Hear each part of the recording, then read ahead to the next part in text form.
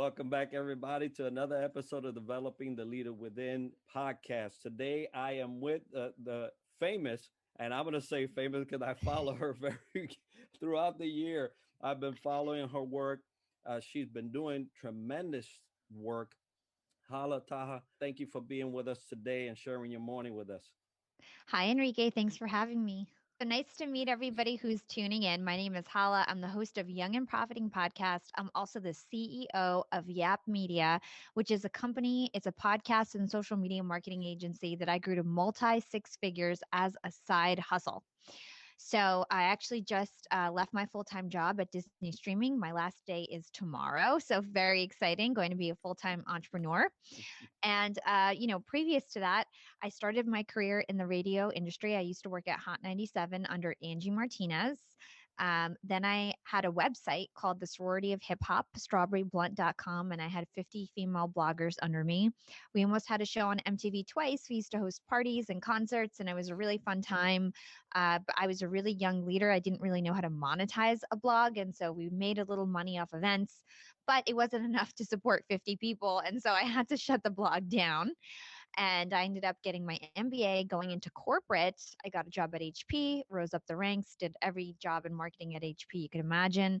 And then I moved to Disney Streaming to work on email and mobile marketing, which I had no idea about. So I learned everything about that and streaming, and also launched my podcast, which today we are a #1 trending education podcast across all apps. We're also in the top 10 of all podcasts in the trending category on Chartable across all apps. So we're really big. Not the biggest podcast on Apple, but on apps like Castbox, Overcast, Podbean, we're huge. So that's me in a nutshell right there in terms of my journey and who I am. Look, I want to get into this hot and heavy topic of marketing and side hustle, something that you have undoubtedly uh, taken by the horns and actually done something with. Because as I was sharing with you, there's a lot of noise.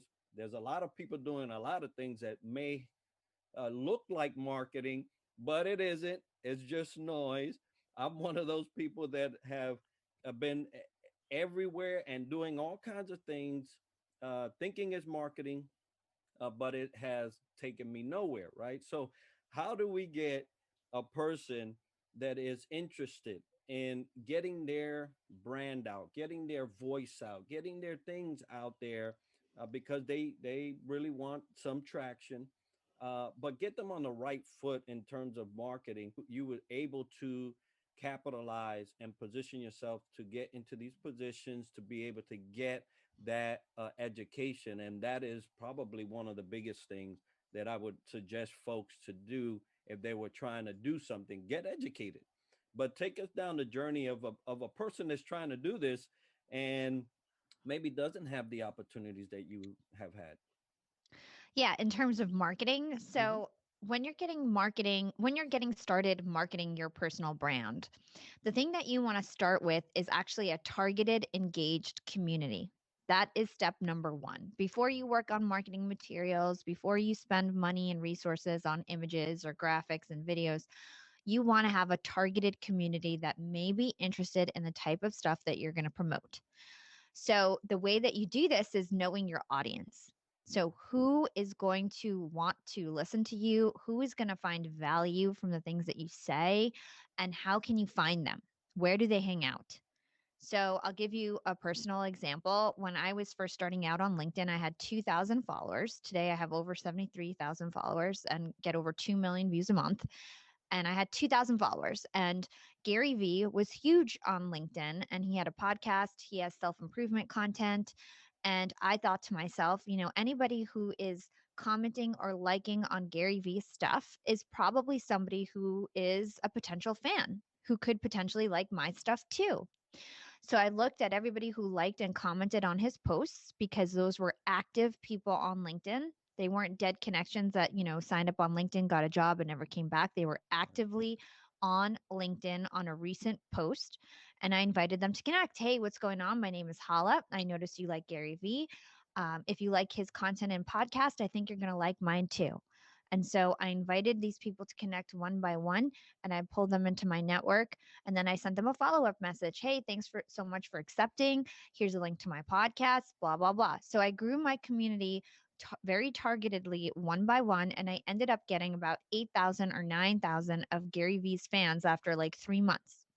And that's how I kickstarted my journey on LinkedIn. It was 9,000 engaged people who liked self improvement content, who already liked Gary Vee stuff. Then every time I commented on Gary Vee's posts, I was the top comment with 100 likes. And then all these other strangers who I didn't even invite proactively was thinking, who is this girl that's getting all this attention on Gary Vee stuff? And then, that just really kicked off my journey. And it all started with an engaged following and pulling people in one by one through direct messages. So you can do this on any platform. You can go on Instagram and check out your competition, see who's liking and commenting there. You can follow somebody on Instagram, hope that they follow back. If they follow back, send them a message. So you can also do this on Instagram. And that's the key to marketing. You want to have an engaged, targeted following. Otherwise, you're marketing to no one. Nobody will see you in the feed.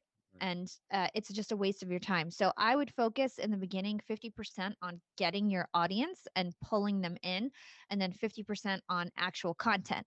And when it comes to the content, the main key that I can give you is that people on social media want to be engaged, entertained, educated, um, and interactive. So like those are the elements of a good post. So if it's nothing that people will engage on, and that means that it has to be something educational or entertaining or funny, nobody will engage on it. And so you also want to make sure that your content isn't just promotional. It's not just a commercial. It's something that they can actually learn from and gain some value from, or be entertained from. I love that because it only means that strategy is a big player in most of everything that you do. If you don't have a strategy, a main focus point, and you understand whether your content's gonna live, right? Because one thing is to reside, another thing is to live. And if your content is not going to live in that community, then you might want to switch communities, right? So thank you. No, that's great because most people they just push it out, right? And Exactly. they just, hey, let the world know, but the world only listens to what they want to listen to. That's what Yeah, it or is, what they have access to even. So it's like, how do right? you make sure that they have access to your content? And that's by pulling them into your network and proactively doing that. So a lot of people think that, their community is going to fall on their lap. And that's not how it works. There's a million people out there trying to start a personal brand, and there's only just a few who succeed. So the differentiator between those who, fail and succeed is the people who succeed in the beginning, at least, really pulled in their audience and had organic targeted audience that supported them, and that's because they were strategic in their community and building their community. Yeah, I love that. So now you got your strategy. You have your people you want to talk to. You know that it could be a good thing in that group. You start generating this marketing material. Um, it could cost a lot, right? It could Hmm. actually cost a lot, or you could get smart and be dangerous. That's how I would categorize myself. I'm smart enough to be dangerous, but I'm obviously not doing a graphic design. I'm not I don't have that background. I know how to do some stuff. I can mimic some stuff pretty good, and I could use it. But what would be the best avenue to go? Because in my opinion, if you want okay, do it yourself. If you want best or better, then you need to hire somebody that can do it, Yeah. that actually has a background. Yeah, I mean, here's the thing. I never went to formal, like, I went to school for marketing, but in my undergrad, like I barely went to class. I had a terrible GPA. In my MBA, I got a 4.0, a whole different story. But when it comes to my undergrad, I went to school for media and marketing. And I didn't really learn anything about graphic design or video editing or even how to write well. Like all that I learned on my own through YouTube. And I can do graphic design now. I can do video editing. I can literally do everything. And I taught myself that. And Mhm. anybody with half a brain can teach themselves too. And so I definitely don't want to encourage people who have the time to just start practicing. If you never start, you'll never get better. And I'm sure my graphic skills sucked in the beginning, but now, I can put together some really cool stuff on the fly. And it's really powerful when you have the control yourself to do whatever you want and to create content without much expense. And so there's apps like Canva, a really great app. Has lots of templates, super user friendly, easy to use. You can create professional graphics on Canva for like $25 a month. And I think that's the pro plan. So very cheap and very accessible for people to make professional graphics now. Headliner is a video app, very easy to use. Again, you don't really need to have a professional background to use it, and you can add animated transcriptions to your videos and things like that. So I would definitely say go to YouTube school, learn how to do it yourself. And then once you have the resources, there's lots of places that you can get very cheap graphic design services from. Fiverr.com, you can hire somebody from India or the Philippines, and they work for much cheaper rates. And you can even find those people on LinkedIn, search for a graphic designer in India and reach out to them. And some of these people, they'll work 20 hours a week for you for $350 a month. It's very inexpensive. And you could have basically somebody on your team making graphics for you all month for relatively cheap. So I would say there's multiple different avenues to get professional looking content. If you have the time, I encourage you to learn it yourself first before hiring anyone else. And if you absolutely don't have the time and you have the budget, just hire somebody, outsource someone. And there's lots of folks overseas who are ready to help for very affordable cost. Well, I'm so happy you said that because that's exactly what I did, right? I went to YouTube Academy and I learned all these things. Now, I will mention I did have a background in creating things while I was in service. You have a lot of presentations. I come from the meteorology community, Oh, which we wow. present all the time, right? So I had to create some things while I was in there, and so that kind of eased me into uh, the marketing side of what I'm doing now. Yeah. But I'm glad you mentioned that because, uh, there are ways to go ahead and pay for the services. If you're in a position that you could do that, 2020 has been a very rough year for a lot of people. So maybe that's Yeah. not one of your go tos right now. But if you have the time, then invest it in yourself. I love it. Yes. Now, so yeah, I'm generating this thing. I got my graphics, I got my audience. It's time to launch this thing, right? And there is this thing called analysis paralysis, which a lot of people can get Uh caught huh. into because we don't want things to be presented in a way that maybe doesn't look too good. Yeah. I'm one of those guys that say, innovate by iteration. Just send it out. Okay, came back with some fix it and keep going. Just keep going down the road. And I know that you had a lot of time where you was launching something and you just had to go. If there's something that I've noticed about you and your track is that you just went. You just went. Don't know how Yes. much hesitation was there because I wasn't there, but I know you went and look at where you are. So, what can you tell somebody that's in that position that, all right, it's time to launch, that they won't be frozen? Yeah, I think that's great advice. So I would say you're never gonna get better unless you start trying and practicing and get the reps in. Getting the reps in is so important. Young and Profiting podcast is not my first podcast. It's very successful, but this is like my fifth or sixth show.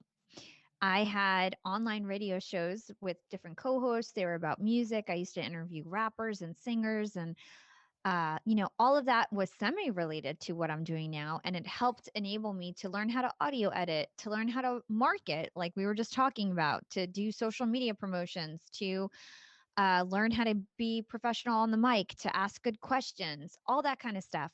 Now, none of those shows were successful, they all failed.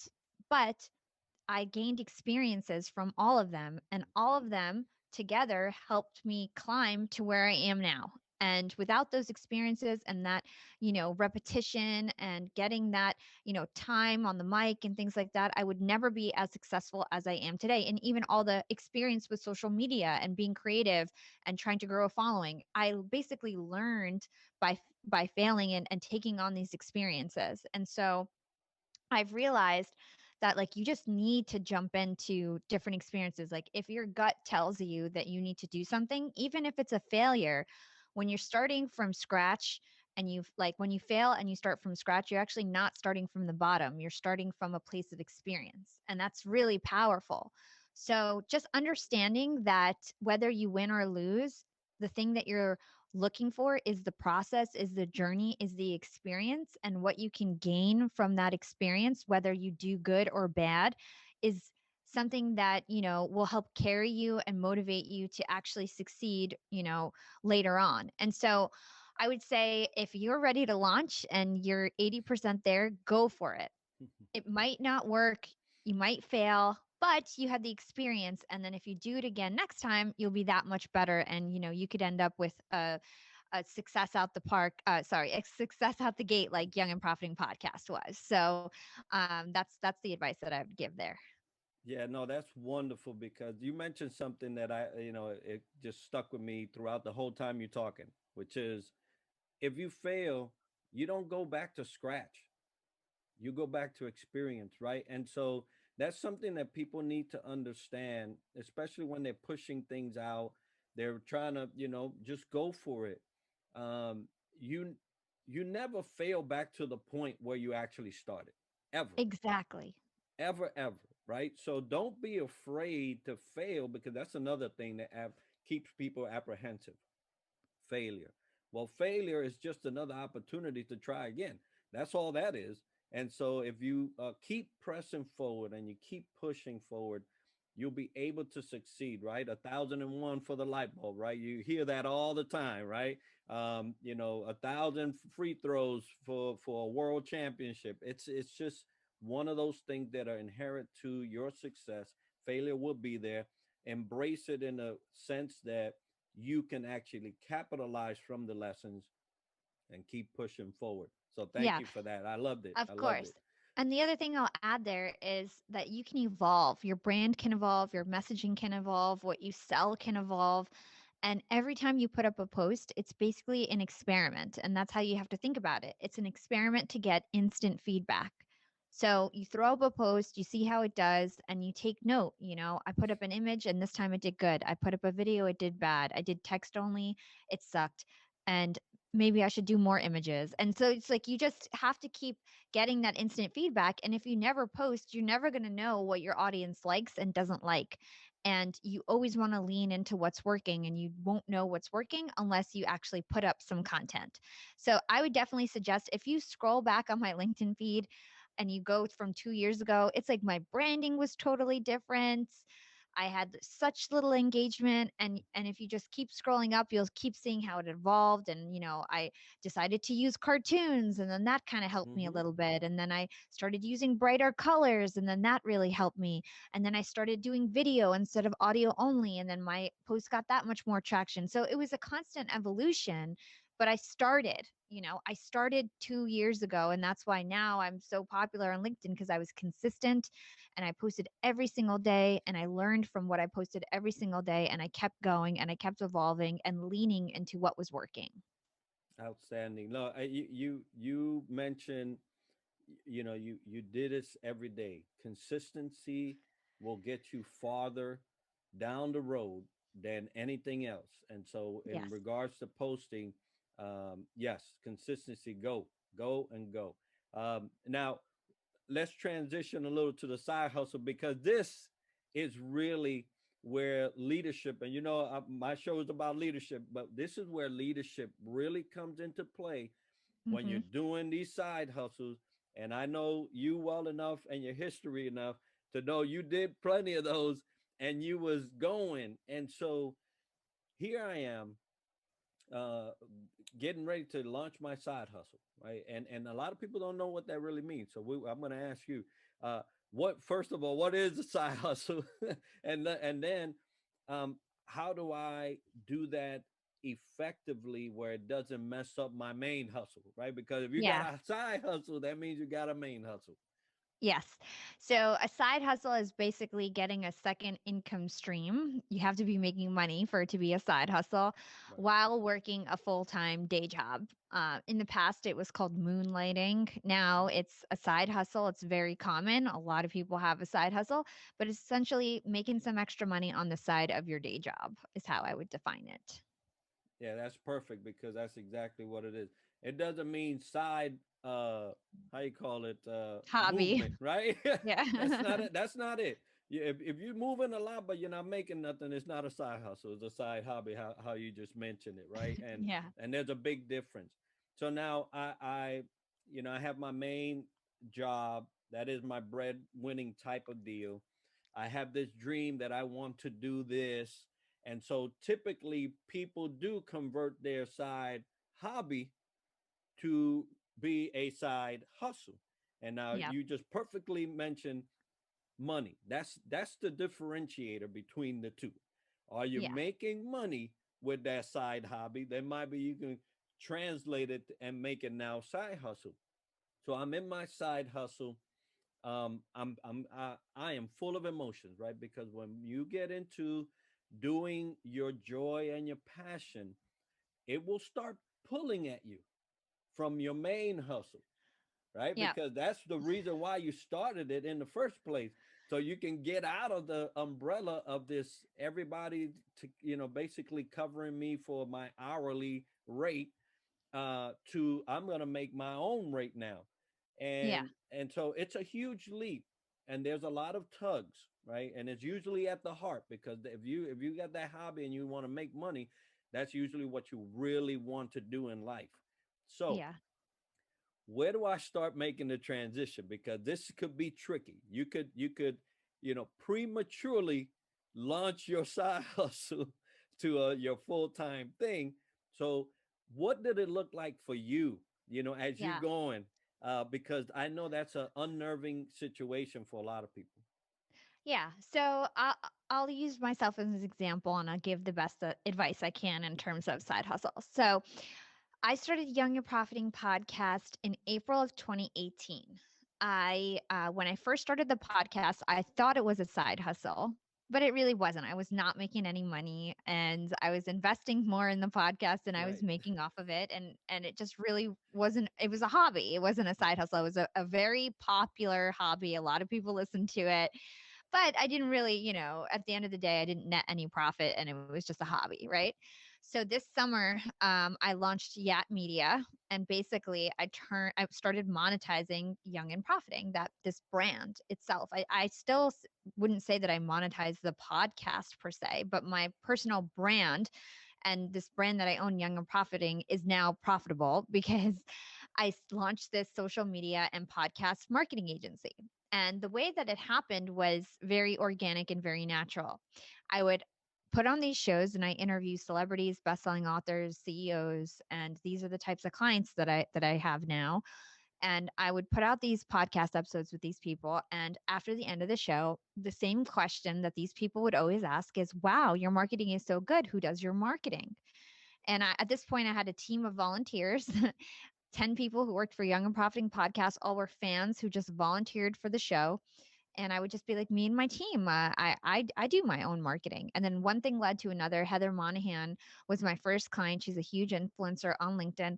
And she was like, it just started naturally. She's like, can you just hop on on a call with me and just show me how you're creating all these graphics? Like your graphics are amazing. And so I hopped on a call, showed her Canva, showed her how to use Headliner. And she was like, showed her our processes, my social media calendar, how we use Slack, all these different things, how I do LinkedIn automation and some really cool stuff. And she was blown away. And she told me, Holly, your stuff is as good as Gary Vee. Like I've been on internal calls with Gary Vee. Like what you're showing me is just as impressive as what they showed me. Like you have to start a business. Like this is literally a business that you're sitting on. And I was thinking, like, yeah, I am sitting on a business. I do have a team and we do know how to run a good podcast and we do know how to market on social media. And I do know everything about LinkedIn and YouTube and Instagram. And this is like the most logical thing to do in order to start making some money.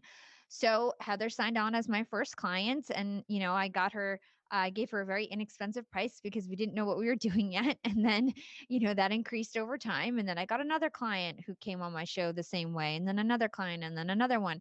And so it just happened really slow and organically. And I scaled it to our needs. I didn't like overinvest and Right. things like that in the beginning. I basically just, I had a small team of volunteers. We got our first client, so I was able to start paying people finally. Then we got another client. Then I had to hire some more people. Then we got another client. Then I started an intern program to get some more resources and train some people, and so on. So it's like I just scaled it to our needs. So my advice to people in terms of a side hustle, there's a couple lessons that you can learn from my story. The first thing is what do people keep asking you about? What do people say that you're good at, right?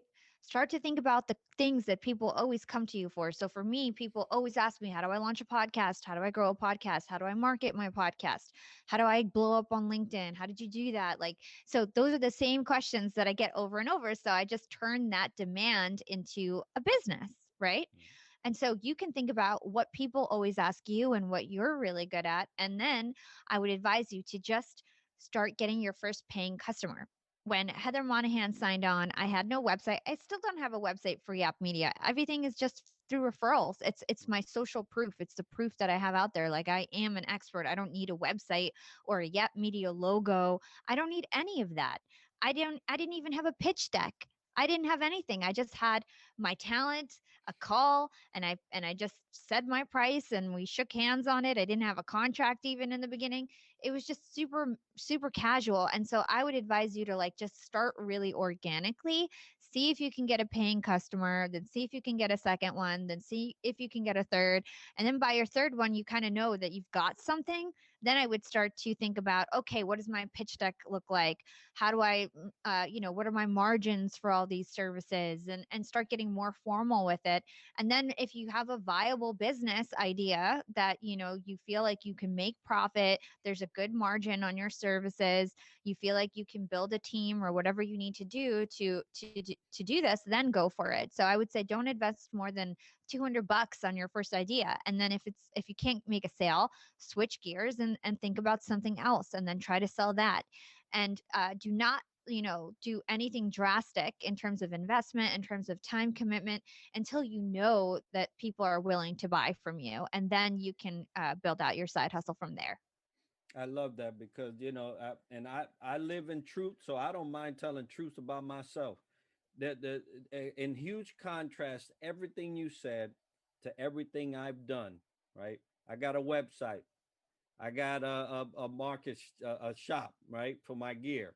I got two, three podcasts. I got all this thing going on. Everything invested in education versus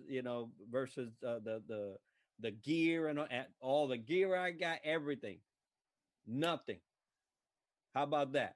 Right, nothing in terms of profitability. And so, to your point, I'm the example. I'm the example. To your point, and what I want people to understand is that there are different ways of going about this, but you need to do it the best way for you. Do not take someone that has everything going because they already made money and they were able to do that, and so don't be an A trying to start at Z. Don't do that. You need to start where you are with what you have. Find out, like, Hala just said, if it is profitable. If it's not, you need to go back and kind of adjust it because you'll end up where I am, right? There's a lot of bells and whistles. My graphics are pretty great. There's a lot of education going on. Podcasts, you can go in and be educated about leadership all day long. But on my end, the person that is, basically you just clarify, I got a side hobby. So, and I But don't mind hey, you're sharing it, building right? your brand though. Your brand is worth something. And Yeah. just because you haven't monetized your brand yet doesn't mean that you won't. Like for example, I didn't monetize Young and Profiting podcast for 2 years. But that whole time I was building a brand. I was building an audience. My audience trusted me and I was building all this credibility, which is worth something too. Hmm. and that's worth something. And especially with a podcast, because that's more of like your brand, and your lead generation tool. You don't need to monetize from your podcast, but now that you've done this for so long and you have an audience, what are people asking you for? Is it coaching? Is it, you know what I mean? Like, are they asking you for speaking engagements? Like, you can monetize in other ways because you've built this brand. So don't feel so bad. You No, can still no, monetize your brand. no. Actually, I was gonna say, man, she's reading my thoughts because this is the next thing that was coming up, right?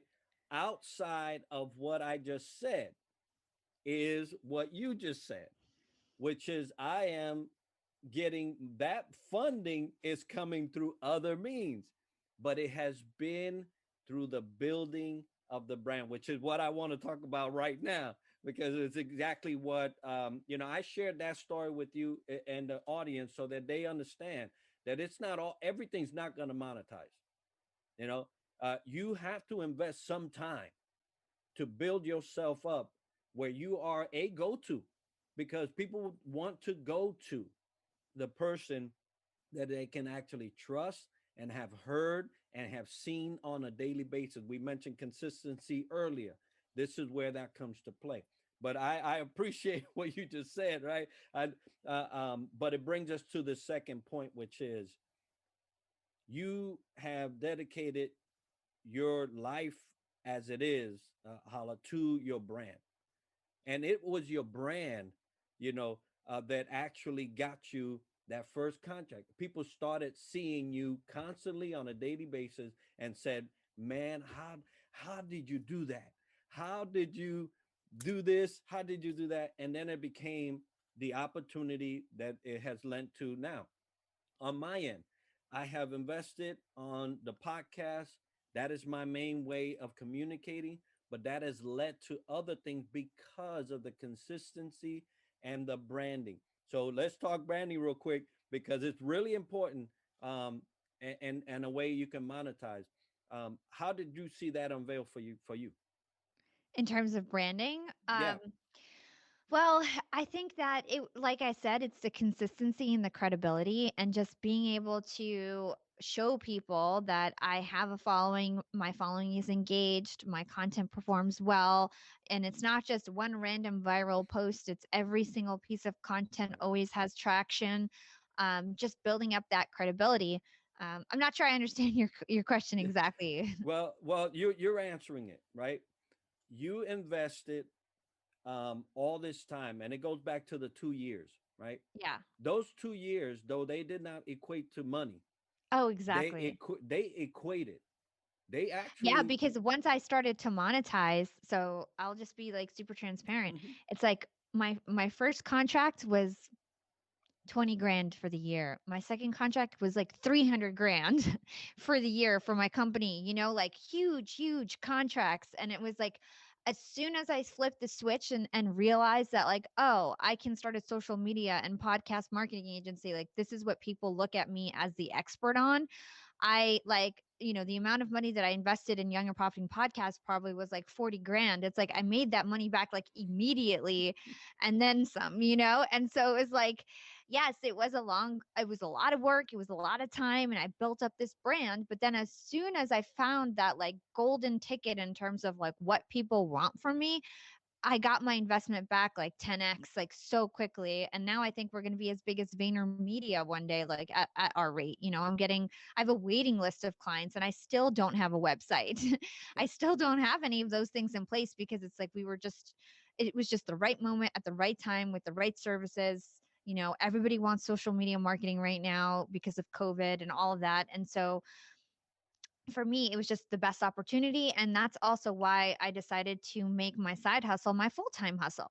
No. So I decided, tomorrow's actually my last day at Disney streaming services. And that's because I got to a point where I was putting aside opportunities and basically blowing off potential clients because I just didn't have the capacity. I was like, I'm going to go crazy if I keep having a full time job and this whole thing going on. And plus, I have a full time US employee. Everybody else is part time in the US as of now, but I have 10 full time people in the Philippines and India at least.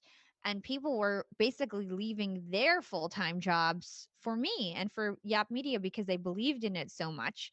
And I started to feel ridiculous, like, oh my gosh, all these people are leaving their day jobs and I'm still working at Disney. I've got to make a change because I'm the leader of this company and I want to lead by example. And if everyone's going to be going all in, I've got to go all in too. And so now finally I'm all in, and we're working on our website and trying to catch up with everything that's happened. It's very exciting. And I would definitely advise that people do it strategically, though. Like, I did not make a risky decision. I built something on the side where I knew that as soon as I left, I decided to leave, I would be getting paid as much as I was at Disney once I leave this job and be able to make more eventually. And so I waited until I was literally able to pay myself. I have not paid myself from this company for months. I just like reinvested into the side hustle and got more people, hired more people, reinvested, built it up. And now, as soon as I leave my job at Disney, is going to be the first time that I'm actually paying myself. So that's another lesson that I'll give everyone is, since you have a full-time job, use your side hustle money to reinvest back into the business once you do start making money. And that way, I literally have not invested much in YAP Media. It's like funded itself, right? I didn't have to get investors. I didn't have to do any of that. It just funded itself. And I just grew it kind of slowly and really mitigated any risk. And then now I know that I can pay myself. I've gotten enough contracts. I have enough resources, and I can leave Disney now. So play it smart, I would say. That's wonderful. Now, folks, we've covered marketing, side hustle, and even threw in the difference between the hobby and the hustle, right? And how to get there. Hala, if they wanted to, if someone listening would want to get a hold of you, follow you, how would they do that? Sure. Thank you so much. So you can find me on LinkedIn. You can search for my name. It's Hala Taha. I'm also on Instagram at Yap with Hala, and very active on Clubhouse now. And you can find me at Hala Taha.